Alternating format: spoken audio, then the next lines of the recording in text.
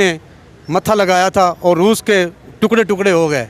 अब अमेरिका वहाँ से रो कर निकला है। वो इमरान खान ही था जिसने अमेरिका की फ़ौज को उधर से निकाला। ये एहसान फरामोश लोग हैं, ये यहूदी, ये काफिर, ये ईसाई लोग हैं। ये खान साहब को यहूदी प्रोपेगेंडा बोलते हैं। ये खुद इनकी, आपने कितनी वीडियो देखी, इनकी कितनी फ़ोटो तस्वीरें उधर शेयर हुई हैं कि ये लोग खुद एजेंट हैं उनके यहूदियों के। उनके साथ मौलाना फजल रहमान की, ये बिलावल भुट्टो की, ये नून लीग पीडीएम सारी ये उनके साथ मिली हुई है और बोलते हैं कि ये इमरान खान।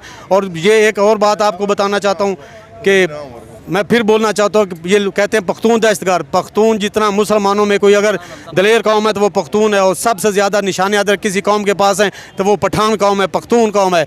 और ये दलेरी की मिसाल है पख्तून मुसलमानों में। ये ना किसी से डरती है, ना किसी से झुकती है, और ये लड़ने को जो कोई दुश्मन भी आता है उसको हम वक्त लड़ने के लिए तैयार रहते हैं।